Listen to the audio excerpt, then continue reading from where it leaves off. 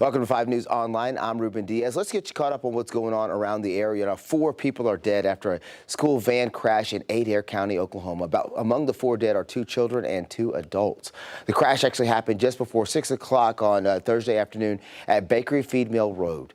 A state-line Christian Academy van with 10 people in that van was involved in a crash with a Dodge Ram. The 34-year-old female driver of the van, a 13-year-old girl, and an 11-year-old girl were pronounced dead at the scene. The driver of the Dodge Ram, Larry Valentine, was also pronounced dead at the scene. We do know that 3 girls and 3 boys were also transported to the hospital with injuries.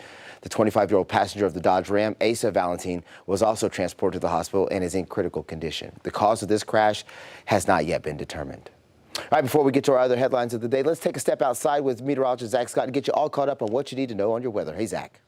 After we're seeing some showers early this morning, Ruben, that activity has moved off towards the northeast. Again, the activity is very isolated, most of us staying dry, and we are seeing temperatures warm up to wrap up the work week.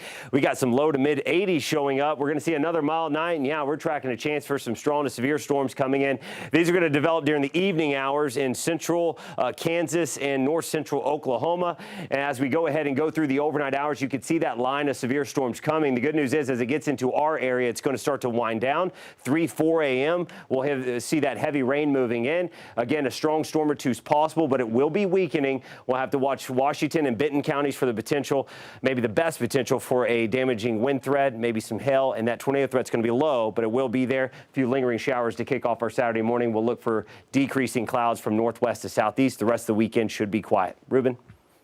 All right, thanks a lot, Zach. Appreciate that. Now, meanwhile, it's been 1 year since Governor Asa Hutchinson signed a bill into law that requires all law enforcement officers to take annual excessive force training. This law was signed in April of 20th of last year. It's the same day that Derek Chauvin's trial reached a verdict. You're right. You might remember he is the former Minneapolis officer found guilty in the death of George Floyd. Now, this sparked protests about policing nationwide, including right here in Arkansas. The author of the bill, Senator Bob Ballinger, telling us that the protests in Arkansas are exactly why he wrote it. Police have had to step up their required training for racial profiling from 2 hours of annual training all the way to 4 hours of annual training a year. Arkansas Attorney General Leslie Rutledge is filing a lawsuit against Family Dollar. This after thousands of rodents have been found at a distribution center in Arkansas. Leslie Rutledge announcing that lawsuit yesterday. Now, a consumer complaint actually prompted the FDA to inspect the company's West Memphis distribution facility. The products that were impacted include food that you eat, your pet's food, some cosmetics and makeups, medical devices, and even over-the-counter medicines. It's estimated that more than 400 stores across the country receive products from the warehouse, including right here in Arkansas. All right, those are some of the top headlines for you today. Remember, make sure and follow us all day long. You can always stay on 5newsonline.com and catch us this evening for your 5 News at 4, 5, and 6. Have a great day.